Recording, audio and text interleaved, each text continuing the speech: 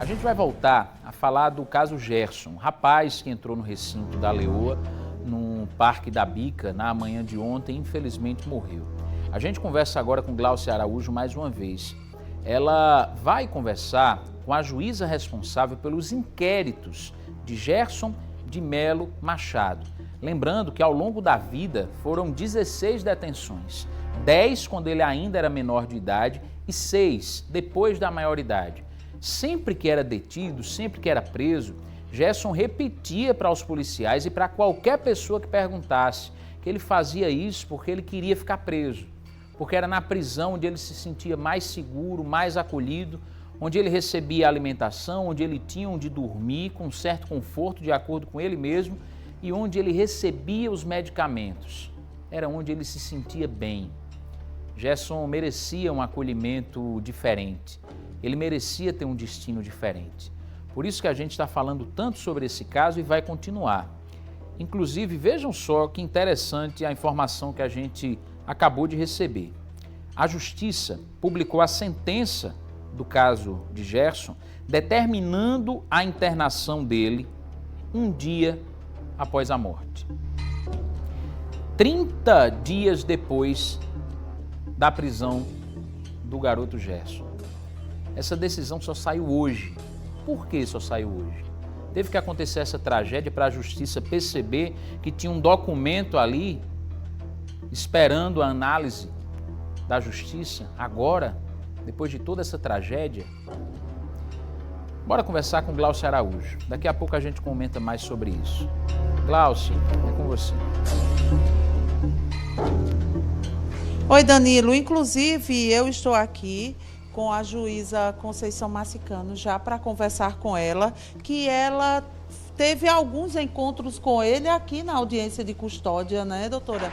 E durante essas audiências de custódia, a senhora notou que ele tinha algum transtorno, algo assim? Boa tarde. Boa tarde. Não fui eu. A gente tem o corpo técnico que se titula a equipe da APEC, e a APEC é quem dá esse suporte, né, composto de assistente social e psicólogo. E antes da audiência de custódia, eles são avaliados e vem essa avaliação. Então, baseado nessa avaliação, aí nós damos os encaminhamentos. Então, assim, lá na primeira vez que ele foi atendido, ele foi para o Roger, mas assim, com indicativo, porque ele não tinha laudo. Ele não tinha laudo. Então, aí foi acionado o NAGE, que é isso o percurso que a cartilha da política antimanicomial manda, que a gente acione o NAGE, que é o Núcleo de Analistas, que aciona a EAP, que são os técnicos da Secretaria de Saúde que fazem o exame. E aí, depois disso, vem o laudo técnico para dizer efetivamente se ele tinha problema de saúde mental. E veio, essa conclusão veio. Tanto veio que eu determinei que, em razão, repito, da política antimanicomial, que ele fosse colocado em liberdade, mas que fosse para o CAPS. Aí, no caso, cumpra o CAPS, noticiar se recebeu, se não recebeu e quais as providências foram tomadas. Mas aí, já no dia seguinte, eu soube que ele tinha sido saído de lá. Agora, as circunstâncias aí, é o corpo técnico de lá que tem que esclarecer por que ele não ficou lá. E aí, essa sentença que você se reportou, é porque ele tinha outros procedimentos. Então, concomitante a essa primeira prisão, como tinha outros procedimentos, aí já houve uma sentença, porque essa primeira determinação foi em matéria antes da denúncia, foi em matéria de audiência de custódia. Que foi em março, mais ou menos. Sim, exatamente. Foi em março. Como a gente não tinha o conhecimento efetivo, o laudo técnico efetivo, então aí foi determinado, foi feito e a partir daí foi noticiado. Tanto é que o juiz subsidiado nesse documento é que determina a internação dele. Mas tanto que na última audiência, houve a determinação também para que ele fosse acolhido pelo serviço. Mas outra vez ele não ficou nesse serviço. Não ficou nesse serviço. Outra vez ele não ficou. E aí as circunstâncias eu não sei. Eu não sei quais foram as circunstâncias que ele saiu, mas existiam 2 determinações que eu tenho ciência, sei inclusive de outro procedimento que ele respondeu, e aí já foi em Mamanguape, foi outro furto. Ele era uma criança no corpo de adulto, ele era uma criança no corpo de adulto, que aí faltou o quê? Faltou um acolhimento, né? Faltou um acolhimento da família, que também, por outro lado, tinha problemas de saúde mental, né? E faltou o acolhimento dos órgãos responsáveis. Né? Uma residência terapêutica, a gente não sabe quais são as residências que existe a residência terapêutica. Quer dizer, se colocou a política manicomial, uma política muito própria, muito oportuna, porque as pessoas eram despejadas no manicômio como se fosse uma tábua de salvação para a família. Ainda hoje existe isso. As famílias não querem. Eu não estou dizendo especificamente no caso dele, porque já havia um contexto outro, mas muitas famílias não querem assumir. E aí, nesse cenário, sem a ajuda da família, sem a ajuda do Estado, eu falo Estado, município, Estado, União, Estado, Prefeitura, e aí a gente não tem muito o que fazer. Nosso ambiente se limita aqui, as determinações são dadas. Nós recebemos as informações, damos as determinações, e aí cada um tem que cumprir a sua responsabilidade. Agora, juíza, quando a senhora ouviu em uma audiência de custódia ele disse alguma coisa, ele dizia o porquê fazia isso? Ele é um menino, ele não dava muita justificativa, não. Assim, de dizer, de justificar. Você via que ele tinha problemas, tanto é que foi indicado. Quem fez essa audiência dele não fui eu, quem fez foi o colega plantonista, mas acertadamente deu esse encaminhamento. Mas aí quando a gente constata, é esse o encaminhamento. E isso não é uma situação isolada, viu? São várias situações nesse mesmo contexto que precisam que as autoridades responsáveis tenham um olhar diferenciado sobre essa situação. Porque todos, quando descem daqui, nós estamos na audiência aqui no Seixão, a gente tem a preocupação de saber como eles vão sair, se tem família, de investigar, e nós não temos nenhum mecanismo que possa conduzir até em casa, nós não temos isso. E aí a gente trabalha com isso. Aí a assistência social faz essa ligação com os órgãos competentes para que dê apoio, e aí vai deixar em casa, aciona a polícia, aciona a família, para que dê o suporte devido, para que não deixe as pessoas mais vulneráveis do que elas já chegam aqui. No caso dele, a internação, então, como foi publicada hoje, seria o indicado desde o início?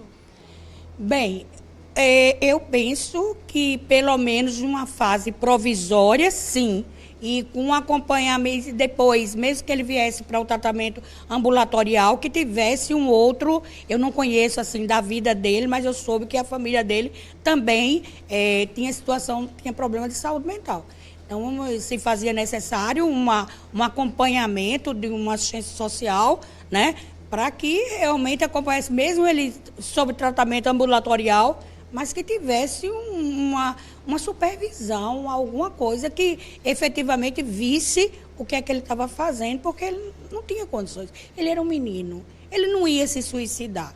Eu penso que ele ia brincar, ele tinha uma afeição a animal, a leão. Penso que ele... É muito triste isso, muito triste essa história dele. Muito triste de verdade. Agora, doutora, a senhora pediu a primeira vez para que ele fosse acompanhado, depois o seu colega teria pedido de novo. No caso, quando ele pediu, não seria importante ter pedido logo a internação, já que já existia a questão de que ele não ficaria no ambulatório? Não, mas aí porque hoje a internação compulsória não pode, né? Nós não podemos internar, e quer dizer, a gente já, nesse caso, excepcionalmente, para que tivesse aquele tratamento de emergência, para que ele não ficasse solto, porque o fato dele ser colocado em liberdade colocava em risco não só a integridade física dele próprio, como colocou, como a integridade física de terceiros. E isso as pessoas têm que saber, que nós temos esse compromisso também, essa responsabilidade também, a consciência crítica de saber que quando desce aqui, a gente tem que saber que tudo pode acontecer, tanto para ele próprio, como para terceiro. Por isso que a gente dá os encaminhamentos na medida do possível, se faz pontos, se constrói pontos. A agente social está aqui para justamente isso. Nós temos psicólogo para justamente construir para que não deixe ele à toa. Quando é de outra cidade, a gente chega inclusive a pagar transporte para que eles vão embora. Quer dizer, não é uma situação assim fácil, que se não tiver o envolvimento de todos, a gente não vai a lugar. É oportuno que venha-se à tona essa história, porque se dá uma visibilidade, uma transparência necessária para que essas pessoas, eu falo em pessoas em estado de vulnerabilidade, é isso que a gente está falando. Inclusive, ele se sentia muito mais seguro no presídio, porque ele teria vindo aqui até na sexta-feira, tentando voltar para o presídio. Sim. Você veja a que ponto nós chegamos que ele se sentia acolhido lá no presídio Roja, a direção do presídio Selva, o diretor Selva. Ele dizia que amava ele era um menino. E ele você veja aí, para o presídio era o local que ele se sentia acolhido, porque havia esse cuidado, esse zelo, e aí faltou, né? Muito obrigada. Eu que agradeço, uma boa tarde. A gente agradece muito a juíza, porque ela está no horário dela aqui e ela parou para receber a gente, para falar exatamente desse caso que tem chamado tanta atenção e tantos detalhes que a gente tem, que a gente está trazendo aqui, e cada um desses detalhes aí, eles vão puxando mais informações para o caso. É isso, Danilo, agora eu volto com você.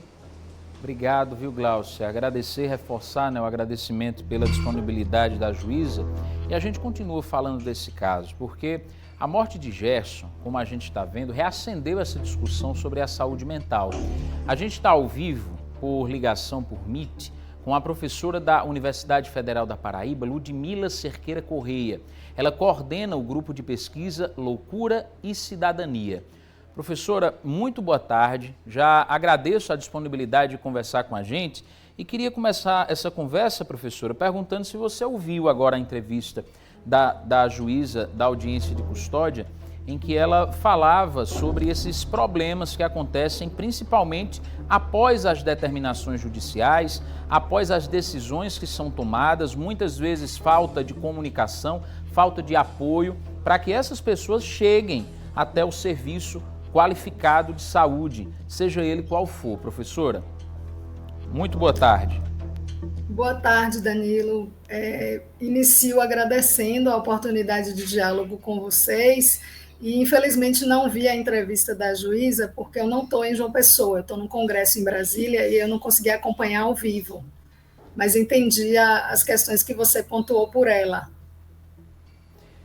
Então, professor, o que é que a gente pode fazer, então, nesse caso? Vou dizer para a senhora o que aconteceu nesse caso do Gerson. Ele teve uma sentença proferida oralmente no dia 30 de outubro deste ano, durante uma audiência que aconteceu na 6ª Vara Criminal aqui da capital. Só que esse documento só apareceu publicado no sistema hoje, segunda-feira, 30 dias depois da determinação, um dia depois da morte trágica desse rapaz. Essa decisão, ela determinava que o jovem passasse por uma internação, uma aplicação de medida de segurança com internação obrigatória e imediata, porque ele sofria de esquizofrenia grave e que no momento do fato era inteiramente incapaz de compreender seus atos. Como é que a senhora observa uma decisão como essa, que foi lida há 30 dias, mas faltou chegar o documento para que ela fosse colocada em prática? Também. Vamos lá, Danilo. Então, inicialmente, eu queria dizer que eu também fiquei muito comovida com a tragédia que envolve o jovem Gerson. E, para além da decisão judicial e do prazo, como você está focando aqui, é preciso a gente entender que o caso dele, mesmo na complexidade que está sendo abordada, sobretudo pela conselheira tutelar, que teve uma fala muito importante em relação às ausências e omissões na vida desse jovem. Então, o judiciário foi a ponta de lança de todo um processo de institucionalização desse jovem, que só foi ter, inclusive, algum diagnóstico depois que foi selecionado pelo sistema socioeducativo, onde ele cumpriu medida socioeducativa e, em seguida, pelo próprio sistema prisional, quando ele passou a cometer infrações penais e já era maior de 18 anos e acabou sendo preso em algumas unidades prisionais. Então, a gente tem, Danilo, a compreensão de que para pessoas que têm transtornos mentais ou transtornos mentais severos, eu não estou aqui para falar necessariamente de diagnóstico, mas de que essas pessoas elas precisam de um cuidado. E a gente já tem observado, desde a Política Nacional de Saúde Mental, com a lei que foi instituída em 2001, que o cuidado em saúde mental ele precisa ser nos serviços extra-hospitalares. Quando uma medida de segurança, que é uma medida penal, ela é adotada e é determinada uma internação, a gente vai observar que isso foi feito por mais de um século no Brasil. A penitenciária de psiquiatria forense aí na Paraíba, que felizmente está fechada para novas entradas, ela é um retrato da violência institucional do Estado contra pessoas pobres, pessoas negras, pessoas com poder socioeconômico muito baixo e que, por serem de origem, de classe mais baixa e de não ter um repertório e acesso a políticas públicas, acabaram parando nessa instituição. Então, é preciso a gente entender, para não ficar focado só num prazo de uma decisão judicial, que esse caso ele revela a omissão e a ausência de vários setores que precisavam dar conta do cuidado de Gerson, que não estão relacionados apenas só à sua saúde mental, mas, inclusive, a convivência familiar e comunitária, a questão da socioeconômica, de como esse jovem acessou ou não os benefícios que ele teria direito, como o benefício de prestação continuada, um local seguro para morar, com o devido acompanhamento em saúde mental. Ou seja, a gente está falando de serviços e uma rede de serviços que extrapolam o campo da saúde ou da saúde mental. Então, observar como o Gerson ele foi inserido ou capturado no sistema socioeducativo e no sistema prisional, nos diz muito de como pessoas como ele, jovens de periferia, com famílias que já têm aí uma certa fragilidade, são tratados pelo Estado brasileiro. E o judiciário acaba recebendo esse caso e tendo que se valer da medida de internação, porque toda uma rede anterior ela falhou. Então, é importante dizer isso. Eu acho que, para além do prazo que foi colocado, de que a sentença só foi publicada agora e houve essa fatalidade, é preciso lembrar que o acolhimento de Gerson ele podia ter acontecido de forma intersetorial.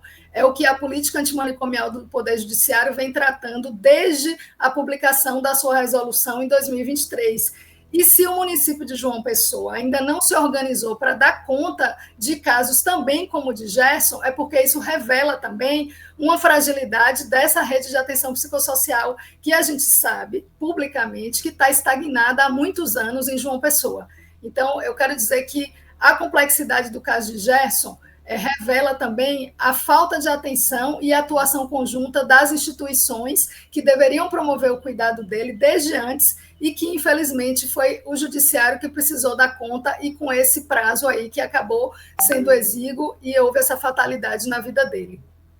Só para fazer um esclarecimento, não houve um enfoque nessa questão do prazo judicial, estava apenas repassando a informação do que a gente acabava de ouvir por parte da juíza de direito, já que a senhora está em viagem e não ouviu essa entrevista. Mais cedo aqui no jornal falei, inclusive, sobre os vários marcos dessa lei antimanicomial aqui no país e o enfoque era justamente esse que a senhora deu agora no fim da sua fala.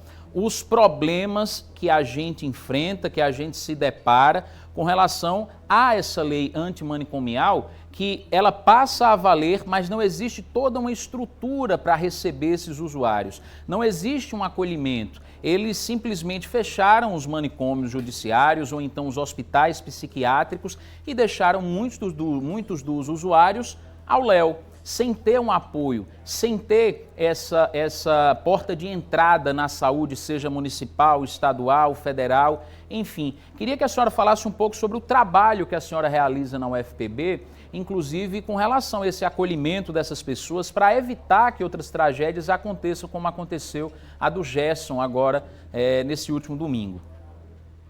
Perfeito, Danilo, obrigada. Veja só, o Loucura e Cidadania ele existe desde 2012 e ele atua na defesa dos direitos de pessoas com transtorno mental, estejam elas em conflito ou não com a lei, como era o caso de Gerson. Então, o que a gente faz é acompanhar casos de pessoas que ou estavam, por exemplo, em medida de segurança de internação, e a gente acompanhou, por exemplo, casos de 8 a 9 mulheres que estavam internadas no Juliano Moreira, cumprindo medida de segurança ou aguardando a sentença sobre os seus processos, para que elas tivessem o cuidado em liberdade no centro de atenção psicossocial e na rede de saúde mental das suas cidades de origem. O Loucura e Cidadania sempre atuou conforme os princípios da reforma psiquiátrica, inclusive entendendo que a Paraíba, conforme os dados do Ministério da Saúde mais atuais, a gente tem um boletim chamado Boletim Saúde Mental em Dados do Ministério, que dá conta que a Paraíba tem a maior cobertura de centros de atenção psicossocial no Brasil. Observe, eu não estou falando só do Nordeste, eu estou falando do Brasil. Então, o que o Loucura e Cidadania tem feito é acompanhar esses casos, inclusive recebendo denúncias de violações de direitos humanos dessas pessoas, seja nos hospitais psiquiátricos ou manicômios judiciários, mas também na falta de acesso aos serviços que compõem a RAPS. Então, para você ter uma ideia, a gente vinha dialogando junto à Defensoria Pública no grupo de trabalho em saúde mental desde 2023, trazendo a possibilidade de diálogo com a Prefeitura Municipal de João Pessoa, através da sua Secretaria de Saúde, para que essa prefeitura trouxesse um plano de ação para ampliação dessa RAPS, inclusive porque há recursos do Ministério da Saúde encaminhados para que essa rede se amplie e que passe a ter o cuidado integral, inclusive em serviços que atuem com 24 horas por dia. E, infelizmente, de 2023 até este ano de 2025, a Prefeitura de João Pessoa não moveu nada. A gente tem uma estagnação e, em maio deste ano, o grupo, junto com o coletivo da luta antimanicomial lá em João Pessoa, fez 6 denúncias formais ao Ministério Público Estadual da Paraíba, também ao Ministério Público Federal, à Coordenação de Saúde Mental do Estado, no governo do Estado da Paraíba, além do Conselho Municipal de Saúde e a própria Defensoria Pública do Estado, porque se chegou a um estado de coisas que a gente não podia permanecer do mesmo modo que estava. Então, assim, estou dizendo tudo isso porque o grupo atua a partir da assessoria jurídica popular aos coletivos da luta antimanicomial e também aos familiares e pessoas vítimas dessa omissão do Estado. Então, nesse sentido, é que a gente acompanha os casos para mobilizar judicialmente ou juridicamente os órgãos que têm responsabilidade por fazer o monitoramento das políticas públicas, como é o caso, por exemplo, do Ministério Público Estadual nas suas atribuições e também do Ministério Público Federal. Quando a gente observa, por exemplo, que João Pessoa é uma cidade que não tem até hoje leitos integrais em saúde mental nos hospitais gerais, isso é um dado revelador da ausência de estratégias que também ajudariam em casos como o de Gerson e de outras pessoas que demandam cuidados de forma mais intensiva. Então, os leitos em saúde mental nos hospitais gerais estão na política de saúde mental há muito tempo, mas João Pessoa não implanta, nunca implantou. Então, o Ministério Público Federal é um órgão importante para monitorar isso, porque os recursos que o município de João Pessoa recebe vêm do Ministério da Saúde. Então, se João Pessoa, através da sua prefeitura, Secretaria de Saúde, não promove isso, a gente está diante de uma omissão, né? De uma ação por omissão. Então, o nosso grupo tem feito esse acompanhamento e levado as denúncias a público, inclusive participando de atividades junto à Câmara de Vereadores, que também tem o dever de monitorar, junto ao Conselho Municipal de Saúde e esses órgãos que eu já citei aqui. Além disso, a gente também produz dados, né, evidências. A gente coordenou uma pesquisa junto com o SEBRAP e o Conselho Nacional de Justiça em 2023 e 2024, que trouxe dados para entender quem é a população que está internada nos manicômios judiciários, inclusive o manicômio judiciário de João Pessoa. E esse dado revela que a gente tem aí um racismo que é estrutural e tem uma população que a vida inteira, historicamente, foi levada e segregada nesses espaços de internação. Por isso que eu acho que é importante trazer os dados de pesquisa que nosso grupo também revela, porque a gente também desmistifica essas novas ideias ou velhas ideias que têm surgido nesse debate de reabrir manicômio judiciário, de intensificar a possibilidade de internação em hospital psiquiátrico, porque todo esse aparato já demonstrou que o que tem ali é violência e tortura, e não garantia de direitos. Então, é nessa perspectiva que a gente atua e vai continuar atuando e contribuindo, seja com dados, evidências, projetos de pesquisa e com a atuação conjunta com as instituições que devem fazer a promoção, a defesa e a garantia dos direitos da população. Professora Ludmila, muito obrigado pela disponibilidade, por ter reservado esse tempo para conversar conosco. Parabéns pelo trabalho que vocês estão desenvolvendo e contem conosco nessa luta, porque infelizmente foi necessário acontecer essa tragédia para que as pessoas jogassem uma luz, mais uma vez, nos cuidados com a saúde mental, na importância de toda essa rede de apoio e que ela, acima de tudo, funcione. Conte conosco e numa próxima oportunidade a gente volta a conversar mais uma vez. Até mais, professora. Olha, ainda hoje a gente fala mais sobre esse caso do Gerson, que infelizmente morreu tragicamente num parque zoobotânico da Bica, aqui em João Pessoa, no dia de ontem.